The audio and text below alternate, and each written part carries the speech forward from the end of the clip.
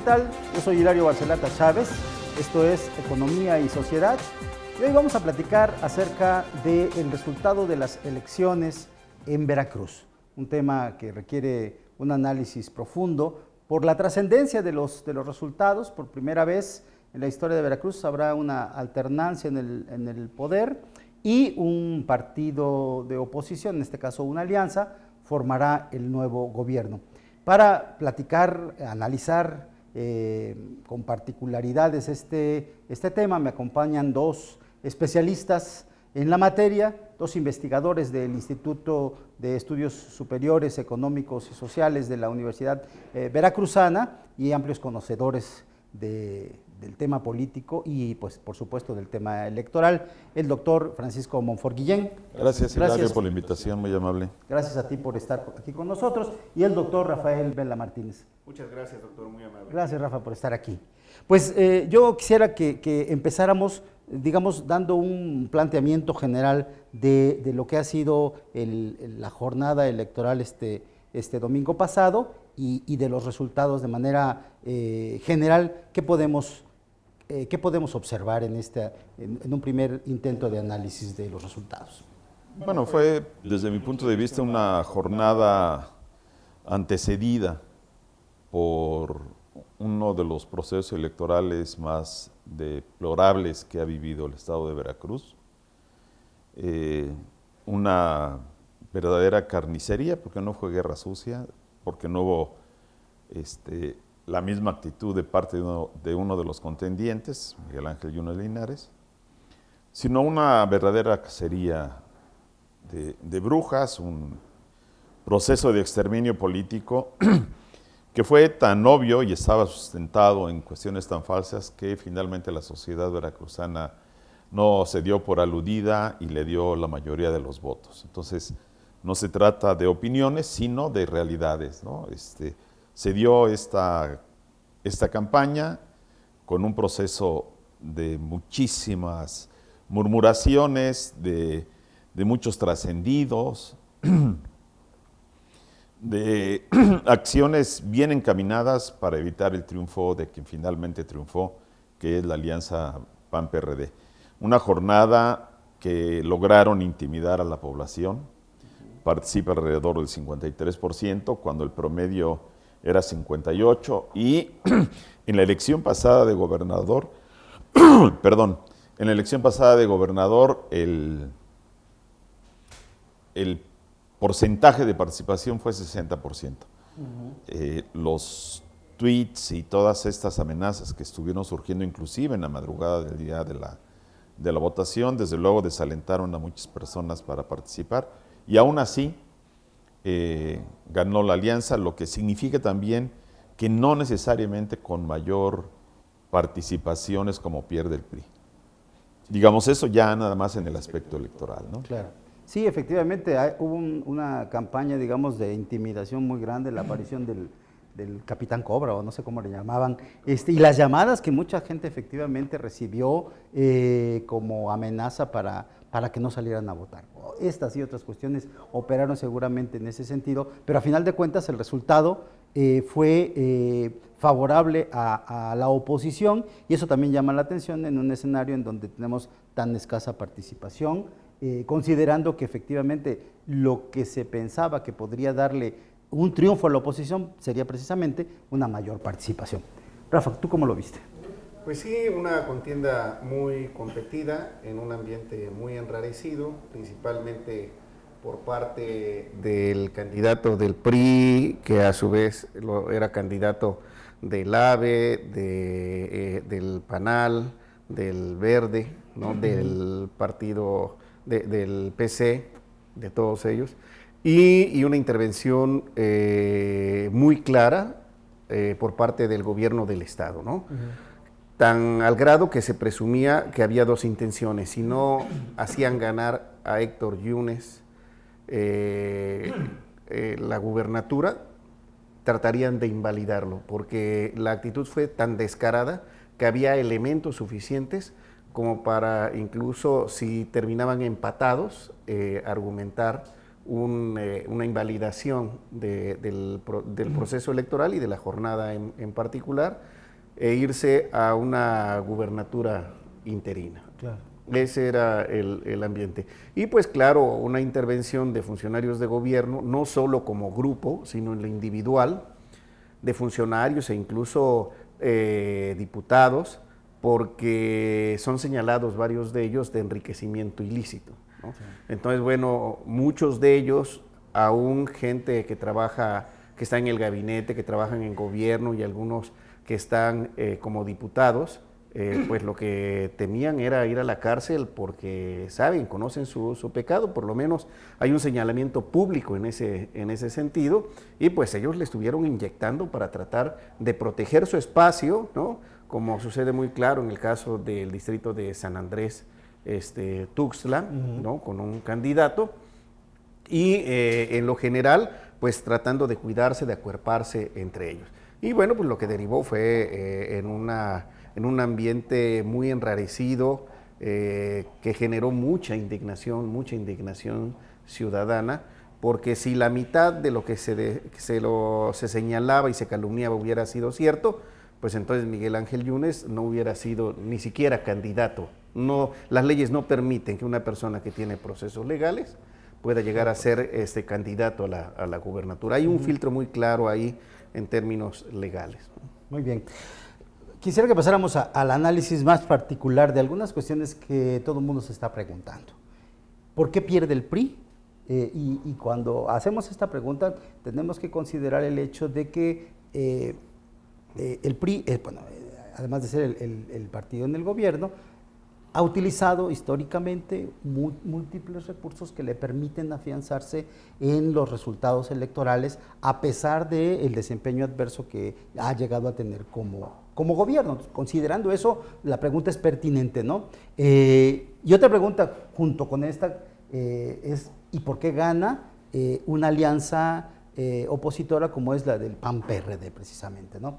Que bueno, cuya conformación justamente está orientada a sumar esas fuerzas que en el cálculo matemático permitirían ganar la elección. Y en este escenario, la participación de Morena, este partido que finalmente no se sentía como un competidor que pudiera tener una presencia importante, y sin embargo resulta que está disputando el primer lugar en la elección. ¿Cuáles serían los elementos que tenemos que considerar para darle respuestas a estas preguntas? Bueno, yo diría, o iría del plano teórico al más concreto de la realidad. En el plano teórico podemos hablar que se dio un rompimiento en el bloque gobernante, en términos gramscianos, digamos, cuando el gobernador Javier Duarte de Ochoa no puede poner a uno de sus incondicionales, porque le hacen un frente común Héctor Yunes y José Yunes, los dos senadores. Le impiden designar un candidato, esto provoca una ruptura y desajusta al interior del PRI lo que era su maquinaria.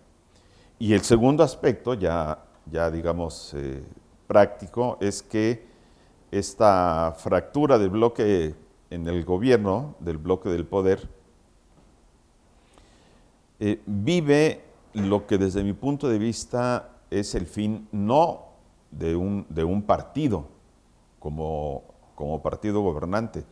Lo que se vive es el fin de un sistema que en México a nivel federal se había desmantelado desde 1997, había iniciado ese desmantelamiento, pero que se refugia en Veracruz, y en Veracruz toma la forma de un partido único otra vez, al aliarse, al pasar el partido a ser dependencia gubernamental, en donde quedan aliados también PAN, PRD, que fueron llamados irónicamente PAN rojo y PRD rojo. Y es esta alianza la que finalmente se rompe, desde mi punto de vista, por una reproducción endogámica, y al igual que en las casas gobernantes de Europa, esa reproducción endogámica hizo que a final de cuentas subieran al poder los enfermos mentales, ¿no? Es decir, los que ya tenían taras. Bueno, pues eso le sucedió al sistema del PRI, explicado en términos teóricos. Y la otra es que, pues, fueron muchas las razones. Yo creo que la más importante es debido a que la sociedad quiso que se fueran, porque el resultado es verdaderamente contrario al PRI. Y lo de Morena se explica en parte porque la alianza entre López Obrador y Fidel Herrera Beltrán pues rindió frutos. Fidel había diseñado un escenario de tercios para poder tener maniobra. Hicieron crecer a Morena, pero lo hicieron crecer de más porque pues, le restó votos al PRI, ¿no? Y bueno, pues ahí hay una traición que los priistas tendrán que asimilar primero y después discernir para ver esta como una de las causales muy concreta por las cuales no obtuvieron la votación que deseaban. Claro, muy bien. Vamos a escuchar los comentarios en este sentido del doctor Rafael Vela. Antes vamos a hacer una pausa y volvemos.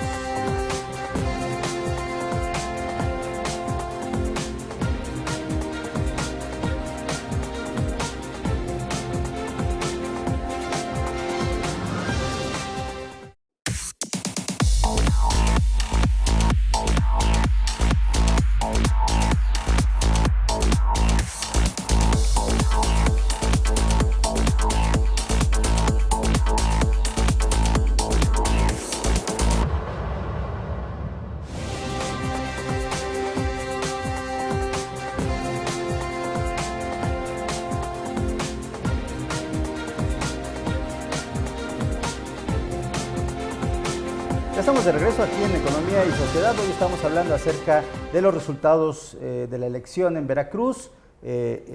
Hacemos este análisis con nuestros invitados, el doctor Francisco Monfort Guillén y el doctor Rafael Vela Martínez. Vamos a escuchar los comentarios del doctor Vela justamente en el sentido de por qué se dan estos resultados que ya conocemos y las posiciones en las que se han ubicado los partidos contendientes. Me parece, yo estoy de acuerdo con lo que dice el doctor Francisco Monfort en términos de que es multicausal, aun cuando sí hay algunas variables que tienen mayor peso en la explicación de este fenómeno. En primer lugar, la pérdida de legitimidad de parte del gobierno a causa de ser un gobierno de ocurrencias, sin proyecto, sin un plan. Hice una evaluación muy rápida de los compromisos del Plan Veracruzano de Desarrollo y en más de un 80% no se cumplieron ninguno de los objetivos ni ninguna de las metas. Eso es muy grave. En los peores momentos, por ejemplo, con el gobernador Fidel Herrera, se cumplían al menos en un 50-55%.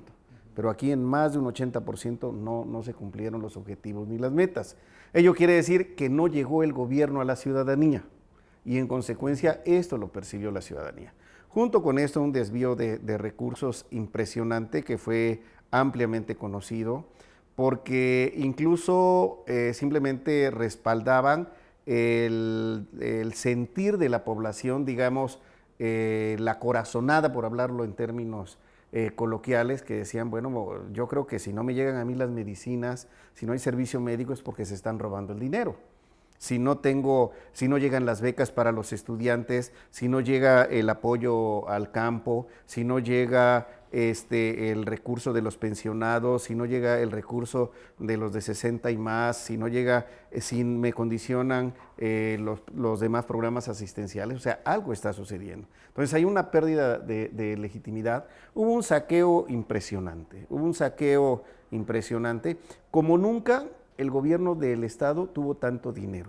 Cuando Fidel Herrera se fue, el presupuesto anual era de alrededor de 74 mil millones de pesos, ¿no? De las participaciones presupuestales. Y cuando llegó Javier Duarte, se empezaron a incrementar a 78, 82, a 95. Todavía en el 2015 fue de 102 mil millones. Para este año, en el 2016, fue de 98 mil millones. Con ese presupuesto hubiera alcanzado para pagar la deuda que se tenía de los 45 mil millones y se hubieran hecho grandes obras en el estado. Bueno, pues ese dinero no solo desapareció, sino además se endeudó el Estado.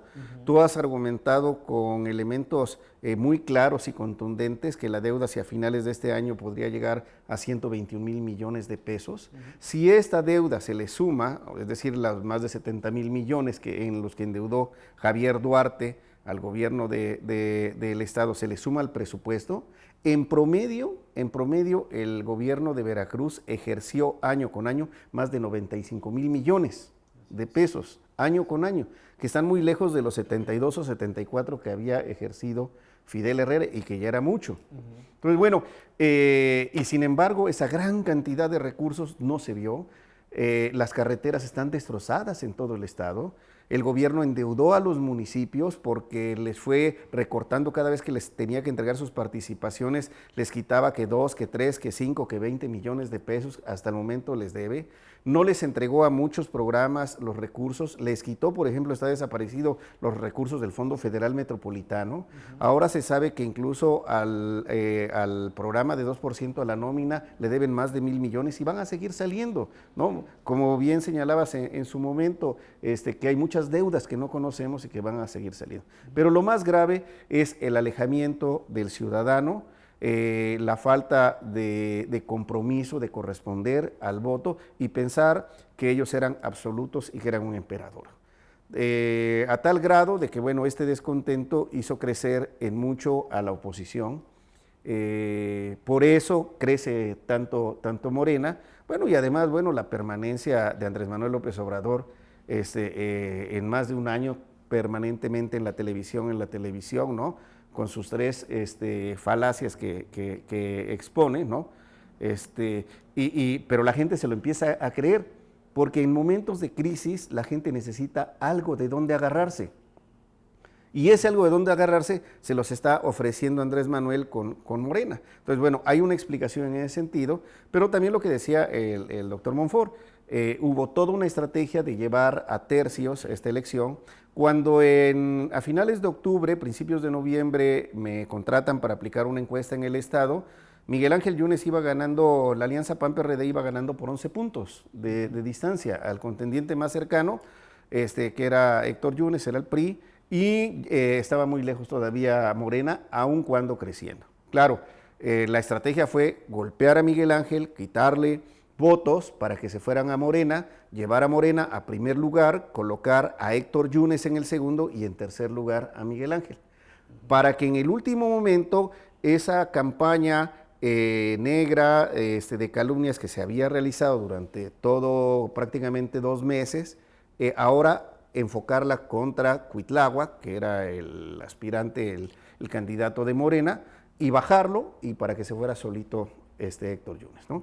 Lo que nunca calcularon, e incluso lo hemos comentado, tú con mucho acierto lo decías, es que ese voto era voto de oposición, era un voto de oposición. Entonces, bueno, se los quitan a Miguel Ángel y a la alianza PAN-PRD, se lo dan a Cuitláhuac, se lo dan a Morena, y después se lo quieren quitar a Morena para que se vaya al PRI. No, no se iba a ir al PRI. Muchos de ellos se quedaban con Morena y otros se iban a regresar al PAN. De tal manera que en el último momento, quien hizo ganar de manera contundente a Miguel Ángel Yunes Linares, a la alianza PAN-PRD, fue el mismo gobierno. El mismo gobierno, los estrategas y los priistas, ellos fueron quienes le dieron el último empujón para que se viera tanto la distancia, porque perdieron de perspectiva esto. Y lo que habría que señalar es de que los partidos de la alianza PAN-PRD hicieron su trabajo, el PRD, la gente del PRD anda por tierra, así se le dice, ¿no? Es decir, hacen mucho trabajo territorial, hicieron un trabajo hormiga muy fuerte y el PAN hizo una campaña de aire. Entonces, bueno, los dos elementos se complementaron y el elemento más importante, el hecho de que al estar aliados el PAN y el PRD pudieron cubrir el 100% de las casillas y defender el voto, que antes no lo hubiera podido hacer ni el PAN solo ni el PRD solo. Y de esta manera hubo una defensa muy auténtica, muy legítima y bien pensada por parte de la alianza PAN-PRD. Claro. El nivel de agravio social que han tenido muchos gobiernos priistas normalmente se ha podido resolver, digamos, para que no afecte en el resultado electoral, a través de estas estrategias de manejo de la participación ciudadana y de los acuerdos entre partidos, y esto que tú señalas de cómo interviene el propio gobierno, el propio PRI, para ir modificando las tendencias electorales. Y esto visto en el marco de una contienda nacional, ¿no? Recordemos que la elección presidencial está a la puerta. Bueno, se puede observar cómo también resultado de estas pugnas, incluso interpartidistas a nivel nacional, ¿no? Se habla de los intereses de Manlio Fabio Beltrones, se habla de los intereses de Osorio Chong, es decir, de los que muy probablemente estarían peleando la candidatura del PRI a la presidencia de la República. ¿Qué tanto podemos considerar que estas pugnas tienen que ver con el resultado final de las elecciones en Veracruz? Pues se requeriría, yo creo, para hablar con propiedad, de un análisis muy específico, ¿no? Lo cierto es que se puede decir, aún sin tener, digamos, encuestas, que el ambiente de mal humor social, como lo definió el presidente Peña Nieto, también influyó. Es decir, no solamente los agravios que cometió muy específicamente Javier Duarte en contra de todos los veracruzanos, sino que también se le carga al presidente la falta de empleo, la falta de oportunidades, etcétera, ¿no? Yo creo que eso sí jugó un factor determinante. El que algún actor en particular hubiera metido mano para descarrilar a otro, lo veo un poco más difícil. Sin embargo, desde luego que la candidatura dentro del PRI de Manlio Fabio Beltrones pasó a mejor vida. Yo creo que el Osorio Chong también vio mermadas sus posibilidades, ¿no? Porque son los resultados nacionales, como tú estás mencionando. Y el dato relevante desde mi óptica es que el PAN creció 77% en su votación, Morena creció 33% y PRI 16%.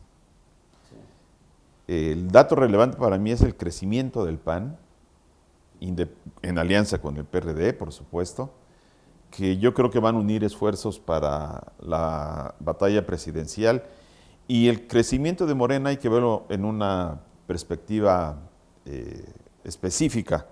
En Veracruz me parece, digamos, claro que tuviera un fuerte auge en la zona de Coatzacoalcos, los dos distritos de Coatzacoalcos.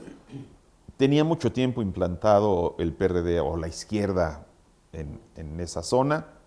Ha habido crisis serias por los despidos de Pemex. Como que hay una explicación de por qué se implanta ahí con fuerza el voto de Morena.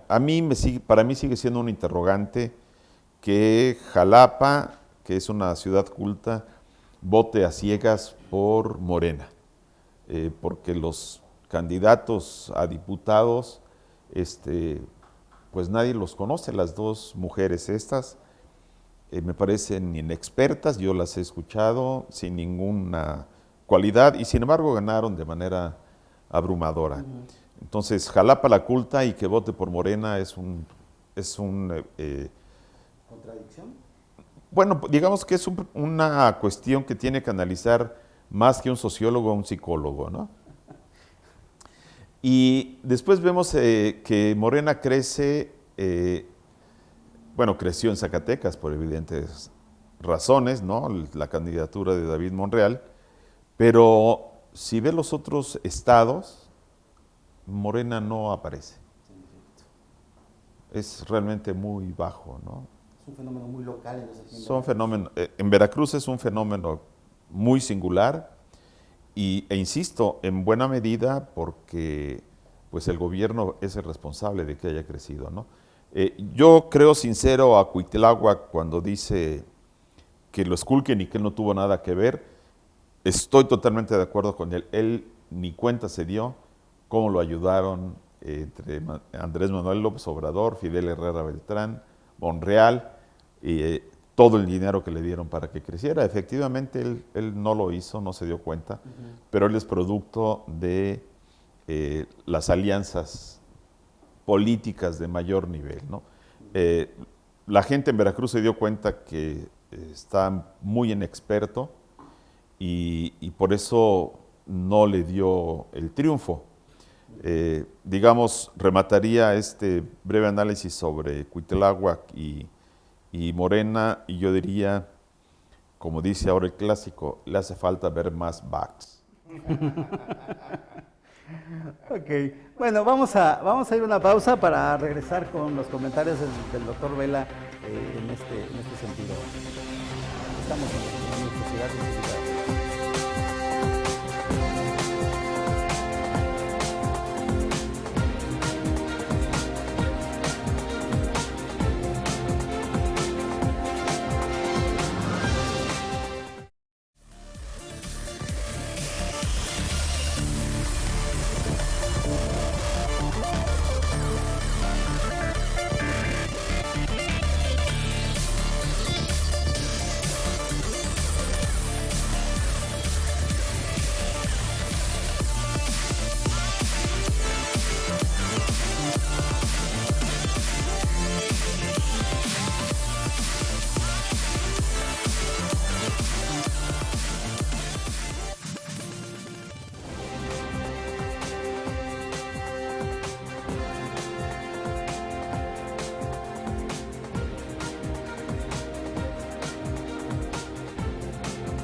Ya estamos de regreso aquí en Economía y Sociedad. Vamos a escuchar los comentarios del doctor Vela en el sentido, bueno, de estos resultados, cómo pueden explicarse en el plano del contexto nacional en el que se desenvuelve esta elección previa a la elección de 2018, que es la elección para presidente de la República, y bueno, los elementos que hay que tomar en cuenta de los participantes. Claro, a mí me parece que mucho el crecimiento de Morena se debe a un vacío que se está quedando en las zonas principalmente de las colonias, de las áreas periféricas a la ciudad. Habría que hacer un estudio más a fondo, a lo mejor por AGEPS o utilizando algún marco muestral para saber cómo se compuso, cómo se estructuró el voto, cómo se dio por casillas o por secciones electorales, usando ese marco muestral, pero en términos generales lo que sí percibo es de que quien tenía controlado este voto era el PRI. En el momento que hay una inconformidad ciudadana, porque ya no hay una atención, quienes se lo estaban peleando era la gente del PRD, que son los que hacen mucho trabajo en las colonias, que hacen mucho trabajo en los fraccionamientos, etcétera, en toda la periferia de estos municipios y en los municipios rurales, que complementan lo que sería el Distrito 11 de Jalapa Rural. Y creo que ese trabajo se dejó de hacer. El PRD se confió, la gente, digamos, los principales, digamos, líderes prominentes en ese ámbito, que serían Manuel Bernal y que serían Uriel Flores Aguayo, el diputado, pues simplemente dejaron de hacer ese trabajo, ¿no? Yo los veía seguido en sus declaraciones de café y demás. Posiblemente su gente andaba trabajando, pero era muy importante la presencia de ellos, se lo dejaron. Entonces, claro, hay una gran cantidad de ciudadanos que se quedan sueltos, están inconformes con el PRI, el PRD no alcanza a cubrir territorialmente esta parte y claro, la gente se vuelca por la izquierda en términos de oposición, porque el PAN siempre estuvo alejado, en estas áreas, ¿no? Tanto aquí en Jalapa, en el distrito 10 y 11, como también en Coatzacoalcos. Me parece que esa parte podría explicarlo, ¿no? Claro. Pero más allá de esa situación, incluso, bueno, cómo vienen los resultados, pues al momento la alianza PAN-PRD tiene de las 30 diputaciones que se peleaban, porque el Congreso está integrado por 50, pero van 20 pluris. De las 30 de los 30 distritos, el PAN-PRD gana en 13 y el PRI en coalición gana en 6. Todavía están por definirse dos de manera muy clara, que es Tantoyuca y Córdoba, donde la diferencia es de menos de 300 votos y quedaron por abrirse todavía algunas urnas, lo cual puede inclinar la balanza para cualquier lado. Y Perote también, ¿no? Que sería muy interesante comentar ahí el caso de Perote, porque era un pleno dominio priista. De tal manera que en el mejor de los casos, para la alianza PAN-PRD, podría llegar incluso hasta 16 escaños de los 30, y en el mejor de los casos para el PRI podría alcanzar 8 escaños. Ese sería lo máximo que podría alcanzar, de acuerdo ya con los resultados.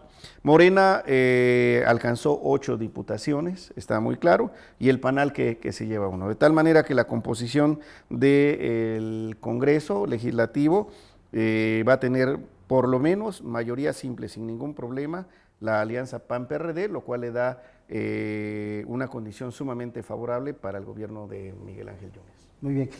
¿Qué nos está diciendo el electorado con esta nueva composición del Congreso, con estos resultados que en algunos casos son dignos de analizarse? Por ejemplo, en la presencia que tiene Morena en Coatzacoalcos, por ejemplo, en donde alcanza el 50% y más, me parece, de la votación total, cosa que no se ve en ningún otro distrito.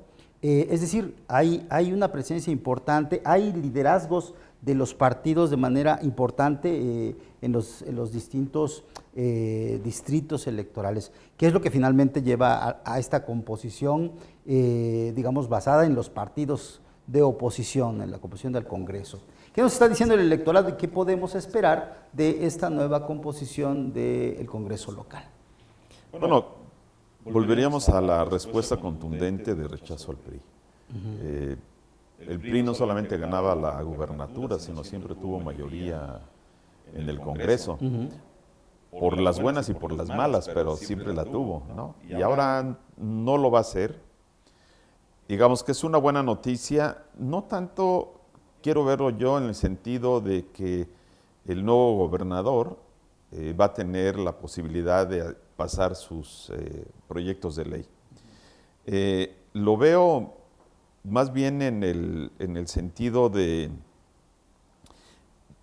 que había buscado el PRI ganar el Congreso para entorpecer al gobernador y poder proteger su halo de impunidad. Y creo que con esta minoría va a ser muy difícil, pues, ¿no? Esa es una primera lectura. La segunda es que no figuró durante la campaña alguien que uno pudiera pensar que va a ejercer un liderazgo en la Diputación y en el Congreso, perdón. Si algo requiere una transición democrática es un Congreso muy vivo, ¿no? En el sentido de sus iniciativas, muy inteligente, que actúe autónomamente respecto del legislativo, pero que apoye las buenas causas, no una oposición a ultranza y tampoco una docilidad como hasta ahora hemos visto que se comporta. Este equilibrio, ojalá lo tuviera. Me parece que por la cantidad de personas inexpertas que llegan va a ser muy difícil. Sobre todo, digamos, esta tercera minoría que es Morena y que va a ser clave porque jugará, y aquí el doctor Rafael Vela puede ilustrarnos, esa especie de switch que llaman quienes hacen las encuestas, ¿no? Puede irse para un lado o para otro, o para reformar o para detener los avances. Va a ser complicado el manejo del Congreso. Me gustaría pensar que, salvo el PRI, la mayoría tiene la idea de que Veracruz requiere verdaderamente un cambio profundo, pero el cambio profundo de mediano y largo plazo pertenece al Congreso, no pertenece al Ejecutivo. Y ya abordando ese tema, yo diría que por estas condiciones y otras muchas más, la ciudadanía no debería hacerse grandes expectativas de realizaciones sorprendentes en estos 2 años. sino se debería enfocar sobre todo a que sea combatida la corrupción, la impunidad, a que las obras que estén pendientes y que requieran poco dinero se realicen, y algo que sería revolucionario, sea mucho o poco, que el dinero que llegue etiquetado, es decir, en el presupuesto, si se aplica a donde debe ir, ya será revolucionario, porque el PRI no lo ha hecho durante los últimos 18 años. Sí.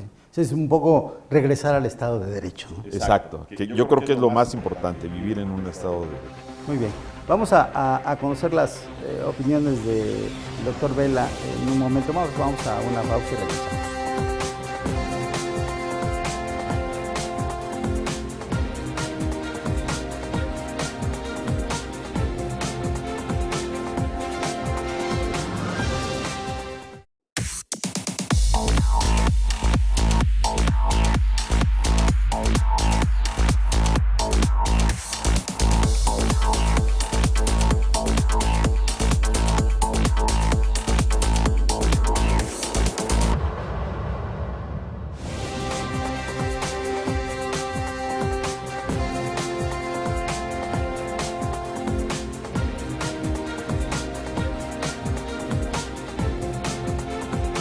Estamos de regreso aquí en Economía y Sociedad. Estamos platicando acerca de los resultados electorales en Veracruz y bueno, abordamos el tema de la nueva composición del Congreso, que como resultado de las elecciones, bueno, pues tendrá una presencia muy importante de diputados de la Alianza PAN-PRD y del partido de Morena. Y evidentemente pues una presencia muy reducida del Partido Revolucionario Institucional. ¿Cuál es tu punto de vista, doctor Vela? Bueno, precisamente esta importante presencia de la alianza PAN-PRD que le daría mayoría en el Congreso, estaría favoreciendo el que se puedan impulsar algunas reformas, que además incluso algunas de ellas invaden el espacio de autonomía de los otros poderes. En los últimos días, cuando se sabían, la gente que está en la estructura de gobierno, que había muchas posibilidades de que perdieran, enviaron varias iniciativas de ley y reformaron algunas leyes. Entre ellas, por ejemplo, recuerdo lo que es el hecho de que el Plan Veracruzano de Desarrollo, que anteriormente nada más se presentaba por parte del Ejecutivo ante el Congreso del Estado, ahora tiene que ser evaluado y aprobado por parte del Congreso, por lo menos así está señalado, ¿no? Yo creo que entra en la misma lógica de lo que señalaba el doctor Monfort, en términos de que, bueno, si perdían la gubernatura, ganar el Congreso para desde ahí sabotear cualquier trabajo que pudiera ser el nuevo gobernador, ¿no? Claro. En ese mismo sentido. Y en ese mismo sentido seguramente fue la reforma para quitarle el fuero al gobernador, para que el contralor fuera nombrado por el Congreso. Creo que de alguna manera también era un poco en la expectativa de que hubiera una alternancia y que el nuevo gobernador ya no fuera del revolucionario institucional, ¿no? Sí, se estuvieron, digamos, cubriendo las espaldas, ¿no? Con algunas aberraciones. Ya el doctor Rafael Vela menciona esta situación sobre el Plan Veracruzano de Desarrollo. La otra es que se anticiparon a la aprobación del Sistema Nacional de Anticorrupción, hicieron su sistema estatal anticorrupción, en donde para Ripley impiden por ley que el Congreso solicite información específica al ORFIS de las auditorías que le haga al Poder Ejecutivo. Y digo para Ripley porque precisamente hay autonomía de poderes, porque el ORFIS es un órgano de fiscalización que pertenece al legislativo y es imposible que el legislativo no pueda conocer los detalles de las auditorías.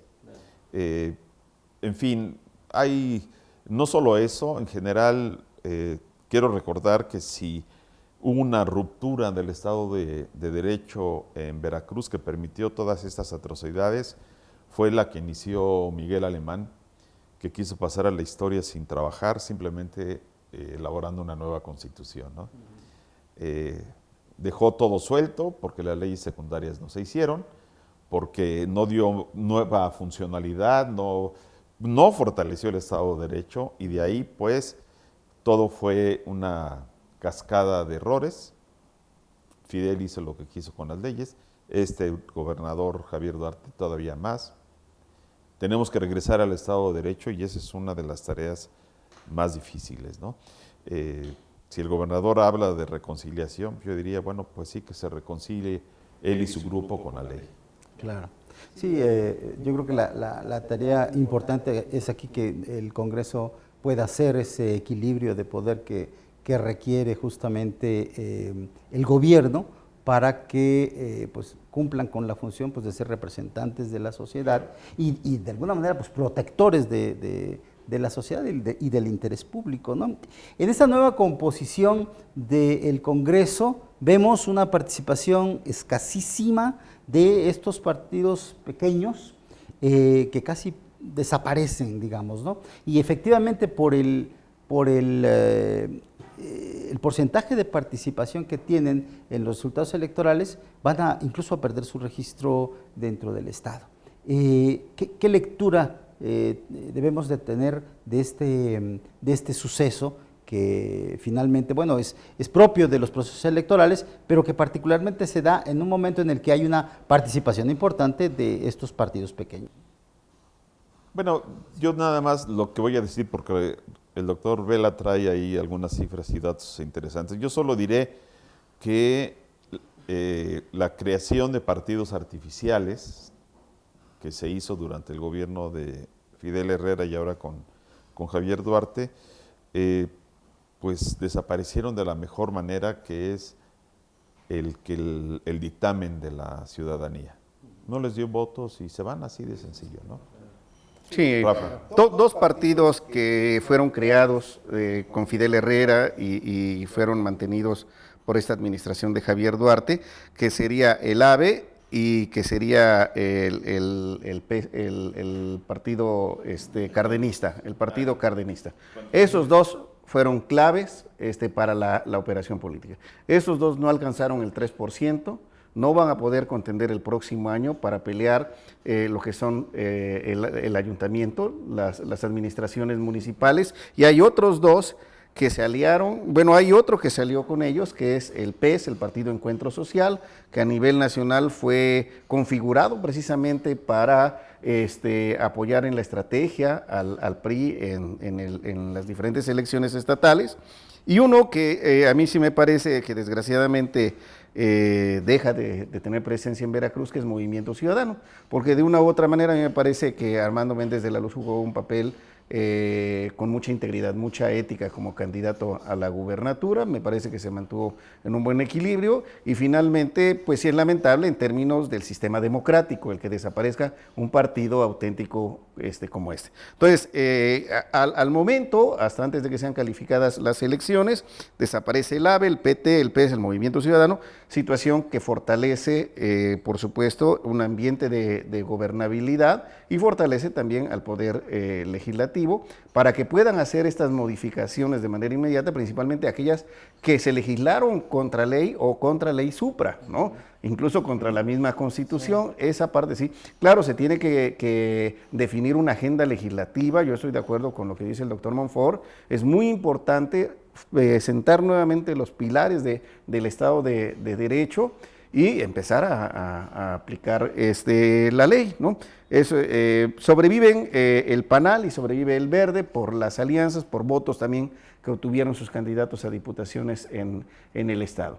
Pero me parece que ese fortalecimiento permitiría incluso que el ORFIS entrara más de lleno en la rendición de cuenta de los municipios, porque hay muchos municipios, principalmente los municipios grandes, que le entraron con muchos recursos y que esperaban ahorita, porque dieron a sus asesores, dieron recursos, saquearon a los programas sociales para apoyar al PRI, y que ahorita tienen que rendir cuentas, y tienen que rendir porque fue dinero que era para superar la pobreza, para atender la marginación o para generar crecimiento económico y empleo, y que lo canalizaron para la campaña. Y me parece que esos municipios, esos presidentes municipales, sí tienen que rendir cuentas. Claro. Las posibilidades de que haya impunidad se reducen considerablemente en la medida en la que será otro el partido que esté gobernando Veracruz. Otro tema que me parece interesante que podamos discutir en materia electoral es lo que pronosticaban que iba a suceder las empresas encuestadoras, encuestas que colocaban en primer lugar al candidato del PRI, al del PAN-PRD, al de Morena, etcétera. Y finalmente, pues la gran encuesta que fue el proceso electoral, pues nos dice cosas bastante diferentes a lo que dijeron muchas de estas encuestas. ¿Qué es lo que debemos de pensar de la participación de las empresas encuestadoras y de los resultados que se nos van poniendo sobre la mesa para el análisis y que evidentemente vemos que muchas veces están fuera de la realidad?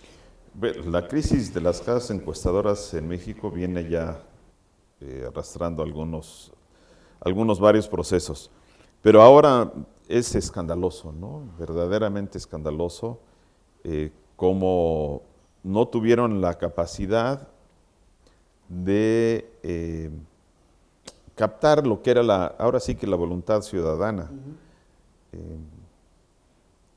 Es cierto que nosotros como sociedad, y toda América Latina, las sociedades católicas, no tenemos la mentira como un gran mal, o dicho positivamente, para nosotros la verdad es muy relativa siempre, ¿no? No tenemos la cultura cristiana, anglosajona, en donde mentir es verdaderamente difícil. Entonces, pues si nos mentimos diariamente, mentir a una encuestadora, pues es pan comido, ¿no? Pero hay métodos para precisamente saber preguntar, y yo creo que las casas encuestadoras, muchas de ellas de manera muy burda, se prestaron a un juego del poder para indicar sobre todo ganador al Partido Revolucionario Institucional. Y hay otras que yo no sé si existan o no, como la que publicó el periódico AZ, en apoyo también a Héctor Yunes. Desprestigian un trabajo que requiere de mucha capacidad técnica, científica, y que lamentablemente en México se presta inclusive a la sorna. Pero bueno, aquí tenemos un practicante de la demoscopía, así es que sería interesante saber su opinión de Rafael. Sí, a mí en principio me parece que es importante reconocer el trabajo del doctor Claudio Rafael Castro López, quien estuvo a cargo del conteo rápido que contrató el OPLE, es decir, el Centro de Encuestas y Opinión de la Universidad Veracruzana que él dirige. Fue quien se encargó de esto, y me parece que algo muy importante es el que él haya convocado a integrar un consejo. Yo creo que de alguna manera, no he platicado con él, es mi amigo, se ha de haber sentido vulnerable y decir, a ver, mejor un consejo y entregamos un sobre lacrado con los resultados, ¿no? Y que se abran ahí en presencia de nosotros. Eso fue importantísimo, importantísimo, porque además no solo confirma lo que es el método científico, sino además, bueno, le dio mucha credibilidad al OPLE, que, bueno, venía careciendo precisamente de eso, de credibilidad y de integridad, por todo lo que había pasado, que sería objeto de otro programa.